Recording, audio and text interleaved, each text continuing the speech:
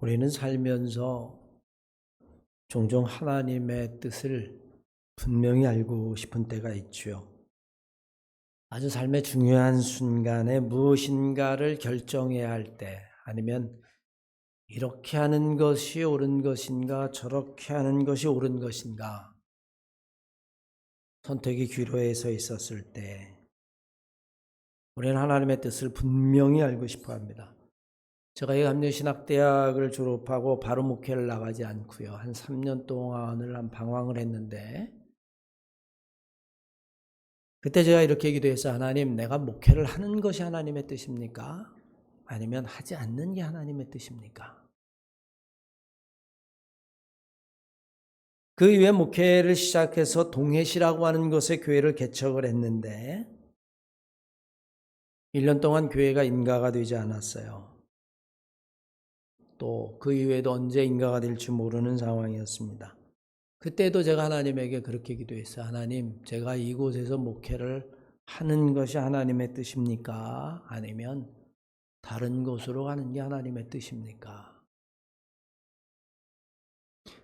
사실 두 경우 다 하나님의 구체적인 음성을 듣지는 못했습니다. 해라, 하지 마라. 저에게는 안 들리더라고요. 하지만 마음의 감동이 오는 대로 그 감동대로 최선을 다했을 뿐입니다. 그런데 어떨 때는 그 최선을 다한 것이 때문에, 그 감동대로 한 것 때문에 더 어렵고 힘든 길로 접어든 적도 있었어요. 어쨌든 여러분, 시간이 지나서 제가 지금 이 자리에 있습니다. 우리는 살면서 둘 중에 하나를 놓고 하나님의 뜻을 물을 때에 우리는 늘 조심해야만 합니다. 왜냐하면 이미 자기가 원하는 것이나 아니면 자기에게 유익한 것, 이익이 되는 것을 정해놓고 이것이 하나님의 뜻이라고 포장하는 경우도 있기 때문이죠. 그것이 때로는 내 스스로 책임져야 할 결과에 대한 그 책임을 하나님에게 전가시키고 싶은 마음도 있을지 모르겠습니다. 목회를 오래 하다 보니까 사업을 아주 고민하는 분들이, 지금은 여러분 그렇지 않습니다만 예전에는 간혹 있었어요. 목사님, 이 사업을 하려고 그러는데 어떨까요? 할까요? 말까요? 그럼 제가 뭐라 그래요? 그걸 내가 어떻게 알아? 속으로 이거 하라고 그랬다가 망하면 내가 책임져야 되나? 이런 생각이 들기도 하고, 그거를 여러분, 제가 하나님도 아닌데 어떻게 알겠습니까? 아마 본인도 그렇게 물어볼 때는 답답하니까 물어봤겠지만, 또 압니까? 안 되면 목사님이 하라고 그랬잖아요.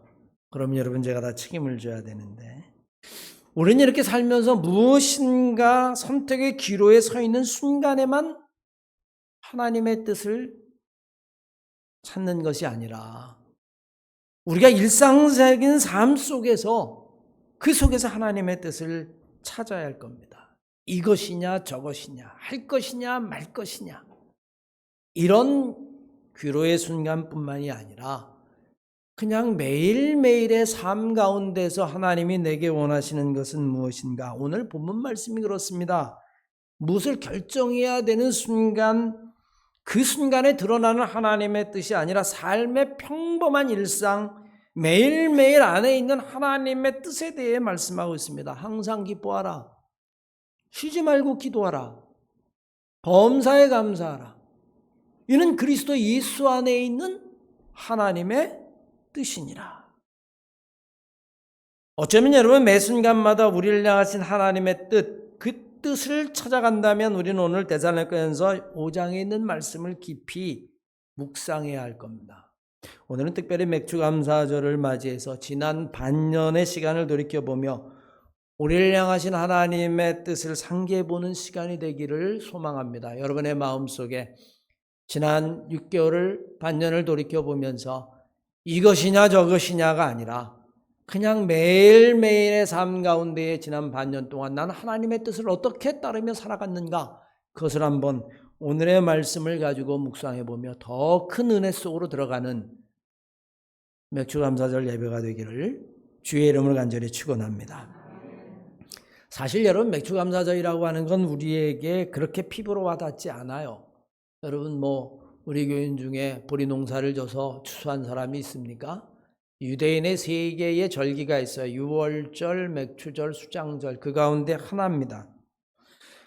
하지만 그럼에도 불구하고 과거에 있었던 소중한 기억들이나 아니면 의미들을 우리들이 되새겨 본다면 오늘을 살아가는 지혜가, 큰 영적인 은혜가 그 안에 담겨져 있습니다.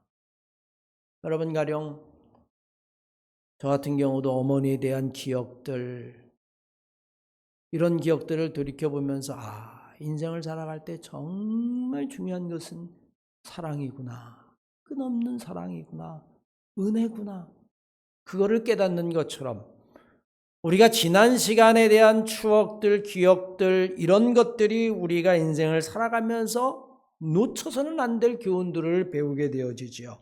오늘 본문은 놀랍게도 항상 기뻐하라, 쉬지 말고 기도하라, 범사에 감사하라, 이것이 하나님의 뜻이다라고 이야기합니다. 무엇인가 말씀대로 선택, 이것저것 이 가운데 뜻을 찾는 것도 아니고 하나님의 생각과 내 생각이 달라서 고민하면서 여러분 그런 순간의 것도 아니고 그저 매일매일 항상 쉬지 말고 범사에, 그게 하나님의 뜻이다라고 이야기합니다. 저는 오늘 본문 말씀을 준비하면서 오늘 본 말씀을 한번 이렇게 읽어보았어요. 하나님의 뜻을 알고 싶으면 범사에 감사하고 쉬지 말고 기도하고 항상 기뻐하라.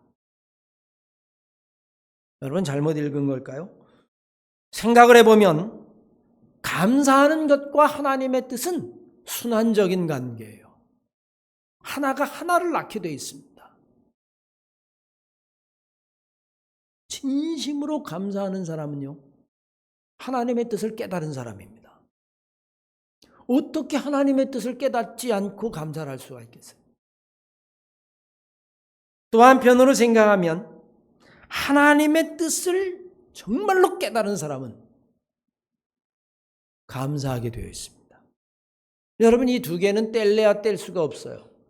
인과관계라고 이야기할 것도 없고 이거는 순환적인 관계입니다. 하나님의 뜻을 정말로 깨달은 사람은 감사하게 돼 있고, 그리고 감사하는 사람은 알고 보면 정말 하나님의 뜻을 깨달은 사람이에요. 저는 바라기를 사랑하는 한마음교회 성도 여러분들이 진심으로 감사하는 사람뿐만 아니라 하나님의 뜻을 정말 깨달아서 늘 감사하며 살아가는 그런 성도들이 되시기를 주의 이름으로 간절히 축원합니다.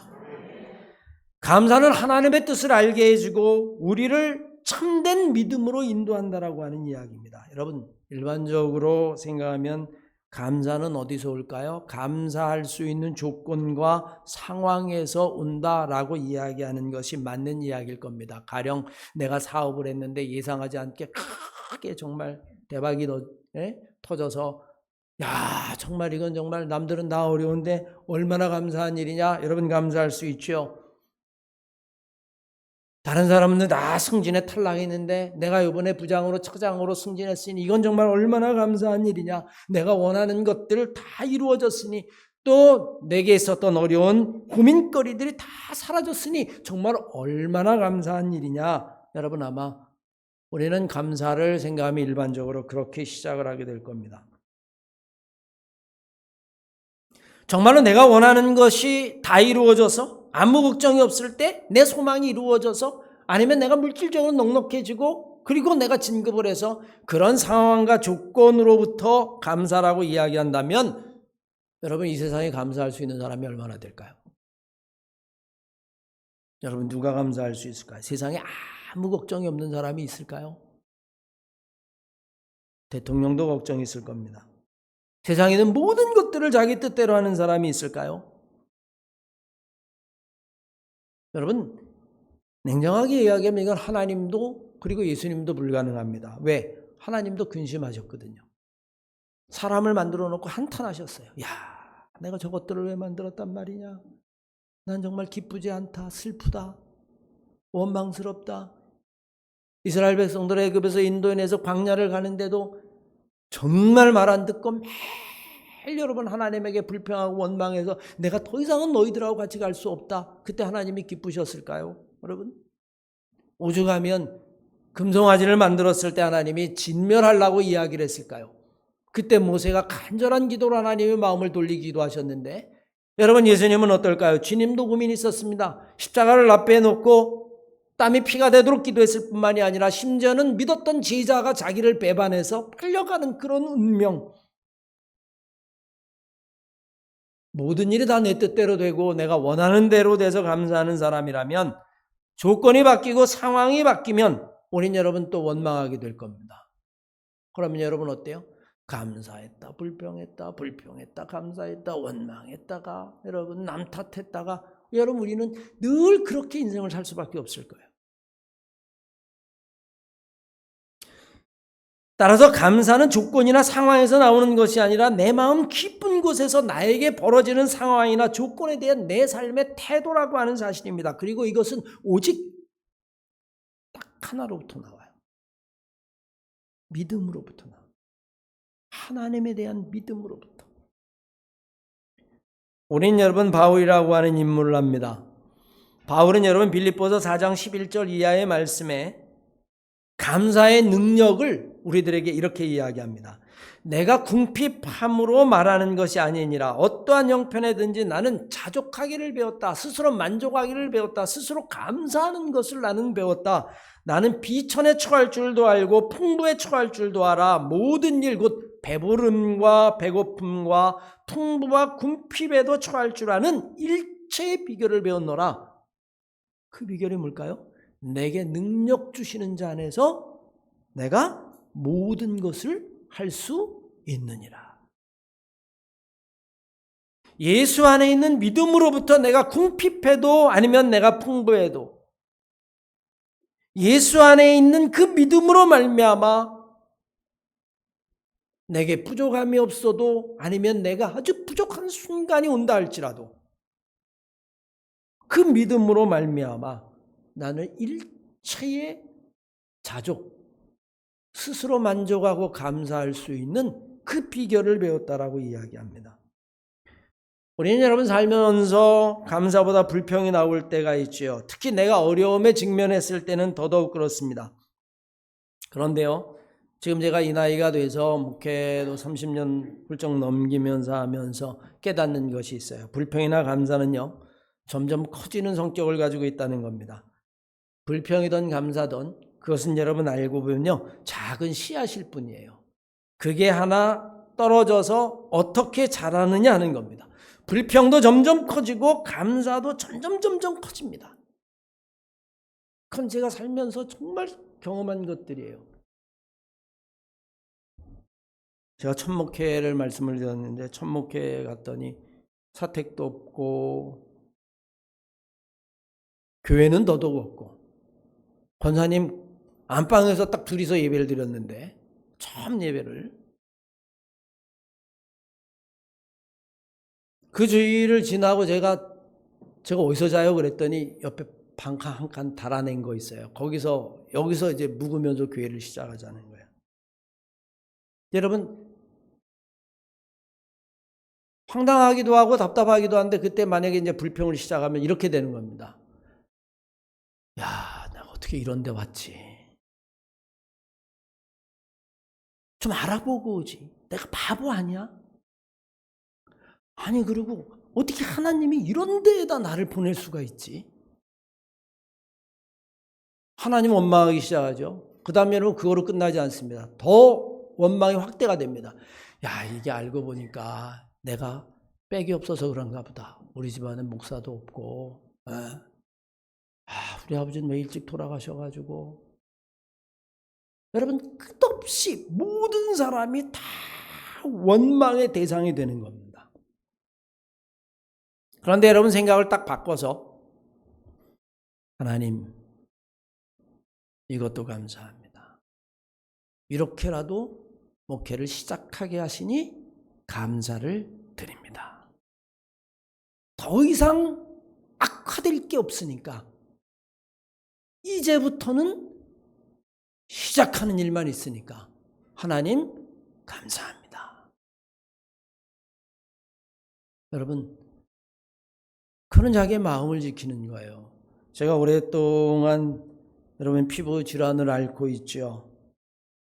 시작이 제가 춘천에 있을 때에 교회를 건축하면서 PhD 공부를 하면서 여러 가지 스트레스가 쌓여서 이제 여기 온 그런 질병이 생겼는데, 여러분 건강의 불평도 그런 겁니다. 시작을 하면서 야, 나한테 이런 병이 생기다니, 이게 벌써 10년, 20년째인데 왜 이런 게 생겼을까? 내가 그때 왜 교회를 건축한다라고 그랬을까? 왜 빚을 졌을까? 미련한 것이고 어리석은 것이고. 그러면 여러분, 주변에 있는 모든 것들로 이 불평이 확대되어져 갑니다. 그런데 생각을 바꾸는 거예요. 하나님, 이것도 감사합니다. 남들은 갑자기 사고도 당하고 장애가 생기기도 하고,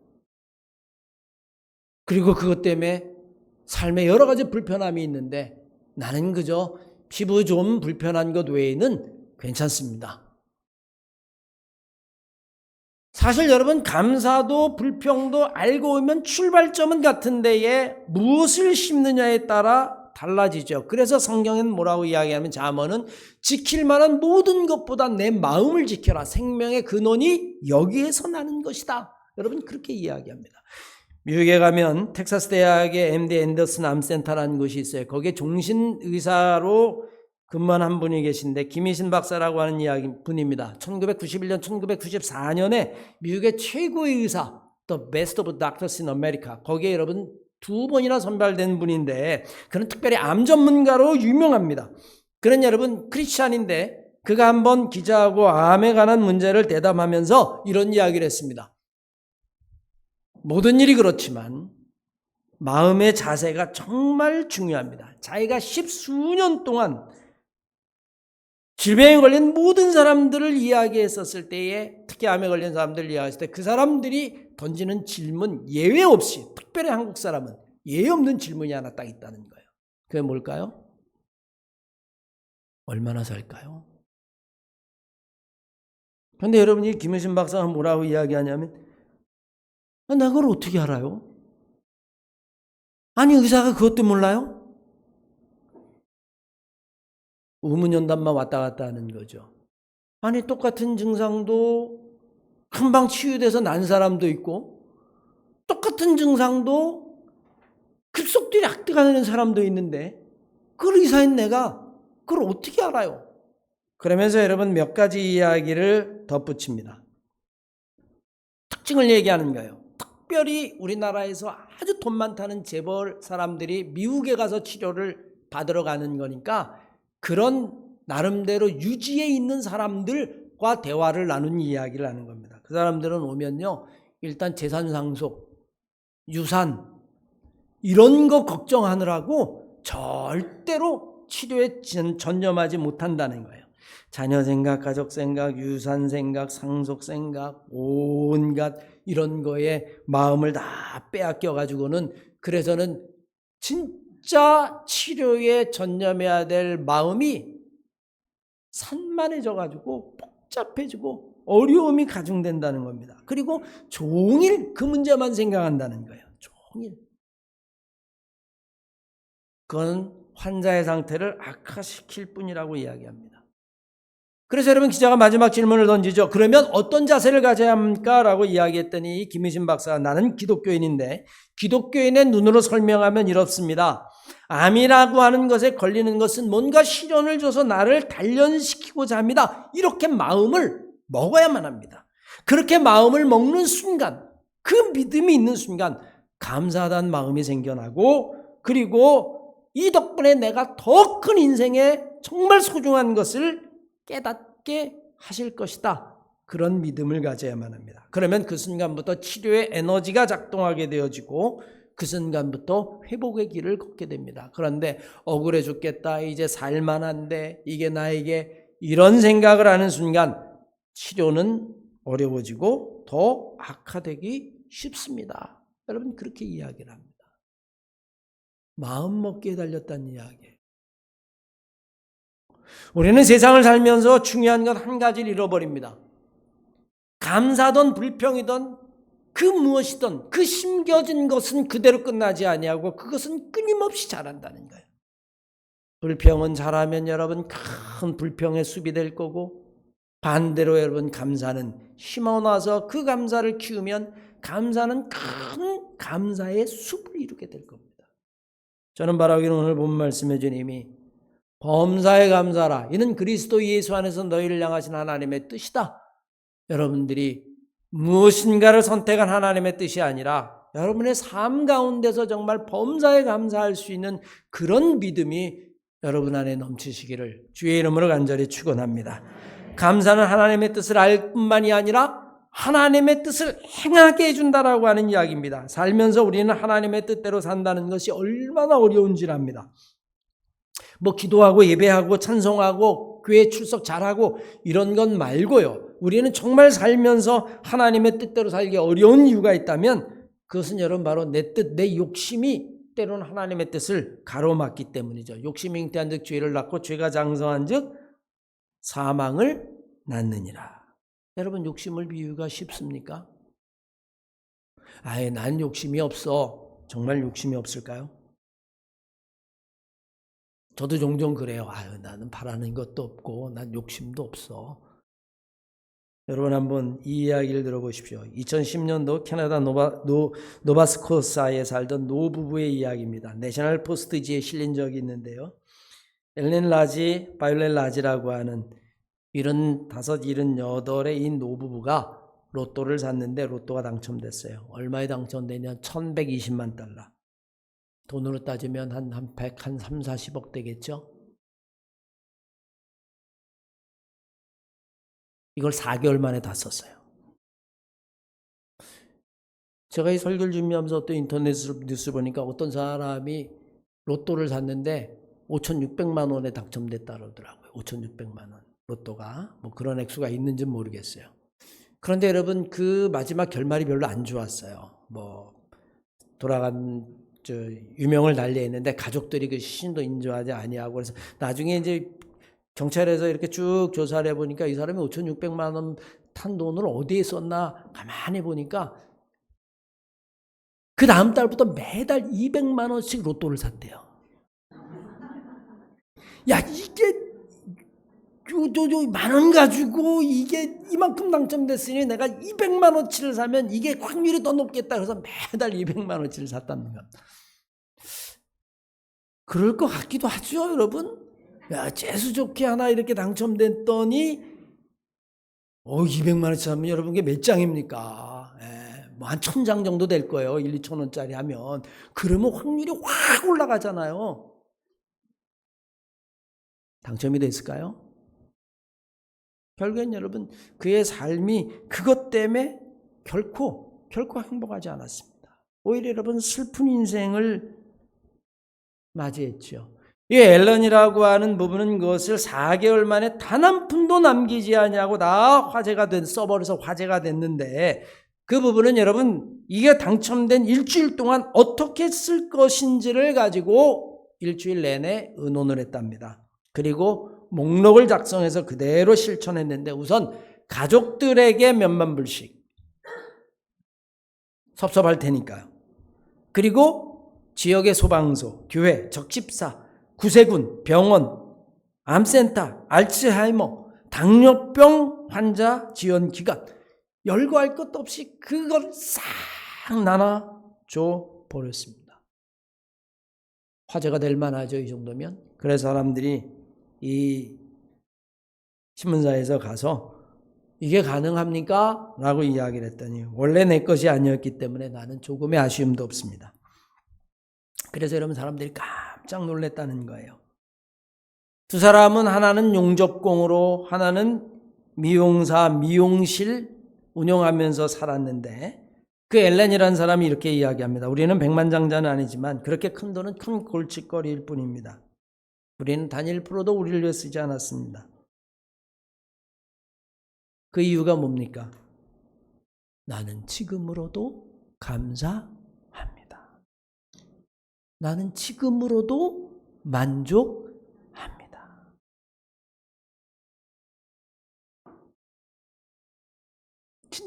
진짜 마음에 욕심이 없는 걸 실천한 거죠. 그래서 제 생각을 해봤어요. 내가 만약에 110억, 일단 좋은 차를 한 2대 정도, 일단 별장 하나 정도, 일단 요트 하나 정도, 일단 여러분 어때요? 정말 욕심이 없어요? 욕심이 없는 게 아니라 욕심이 숨겨져 있는 거예요. 그런 돈이 없으니까 욕심이 드러나지 않는 것뿐이야. 진짜 돈이 들어오면 숨겨져 있던 욕심이 훅 하고 드러나는 거예요.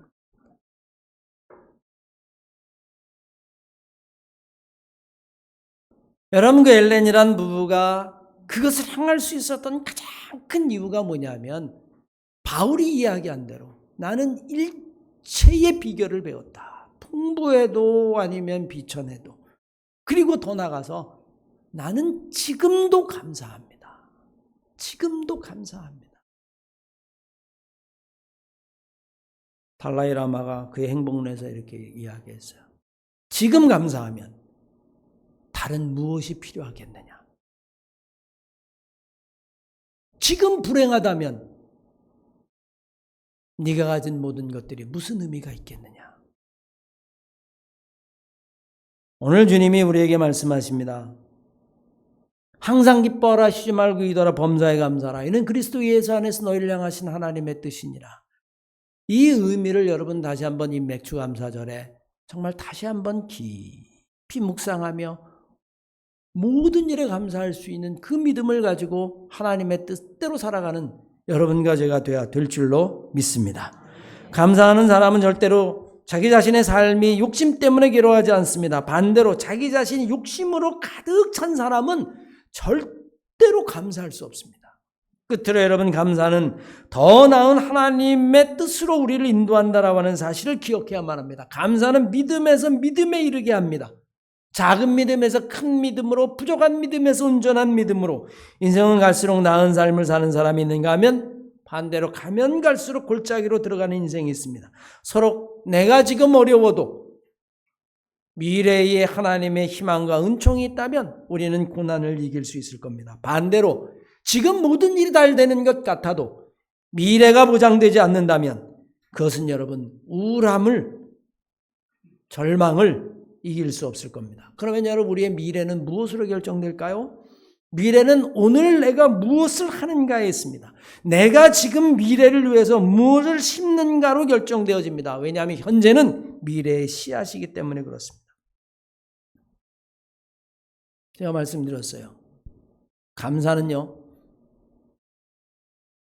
감사의 숲을 이루게 되어 있습니다. 불평은요, 불평의 숲을 이루게 되어 있습니다. 마치 천국은 겨자씨 하나를 갖다 심은 것과 같다, 지옥도 겨자씨 하나를 심은 것과 같습니다. 오늘 주님이 우리에게 들려주신 말씀, 우리는 여러분 감사의 눈을 떠야만 합니다. 감사의 눈을 뜬다라고 하는 것은 영적으로 성숙한 것을 의미하죠. 내 인생에 무엇을 감사해야 하는지를 구분할 수 있어야 한다는 얘기입니다. 여러분, 노바스코바의 그 노인 두 분은 우리하고는 다른 눈을 가지고 있어요. 우리하고는 다른 눈을 가지고 있단 말입니다. 우리는 지금도 만족하지만 그러나 120억이 생긴다면 나는 무엇을 하겠다. 우리의 눈은 거기에 가 있지만 그 엘렌이라고 하는 여러분, 그 노부부는 지금 있는 것 가운데서 얼마나 감사한지를 볼 수 있는 영적인 눈이 그들에게는 우리와 다르게 있었다는 거예요. 그건 바울도 마찬가지입니다. 내가 비천에 처하나 풍부에 처하나 나는 일제의 비결을 배웠다. 그거를 볼 수 있는 영적인 눈이 바울에게 있었다는 이야기죠. 지금 내가 있는 자리에서 감사, 그것을 찾아낼 수 있는 그런 정말 은혜스러운 하나님이 주신 그런 마음과 눈을 이 맥주감사절에 다시 한번 여러분들에게 열리시기를 주의 이름으로 간절히 축원합니다. 탈무드에 보면 여러분 그런 이야기가 있죠. 이 세상에서 가장 부유한 사람이 누구인가? 여러분 솔로몬일까요? 성경은 그렇게 이야기해요. 솔로몬만큼 부귀영화를 누린 사람도 없다. 그런데 솔로몬은 여러분 노년이 좋지 않았어요. 우상숭배 때문에 나라가 두 쪽으로 갈라졌습니다. 하나님이 솔로몬을 책망하셨어요. 그런데 여러분 탈무드에 보면 진짜 부유한 사람은 누구인가? 자기가 가진 것에 만족할 줄 아는 사람이 정말 부유한 사람이다. 감사할 수 있다라고 하는 것은 영혼이 건강한 거죠. 영혼이 병든 사람은 결코 감사할 수 없습니다.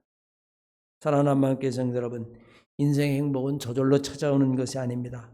그건 여러분 행복이라고 이야기하지 않고 횡재라고 이야기합니다. 횡재를 의존하며 사는 사람은 어느 날 갑자기 횡액이 올 수도 있어요. 성공하려고 애쓰는 사람이라면 스스로 행복을 찾아야만 합니다. 우리의 마음을 감사로 다스려야만 합니다. 부지런히 우리의 입술로 감사를 말해야만 합니다. 그런 의미에서 감사할 것을 찾아봐야 되고 그것이 발견되어지는 것, 그것을 깨닫는 것, 그것은 여러분 영적인 눈이라고 하는 사실이에요. 감사의 목록을 만들어 보십시오.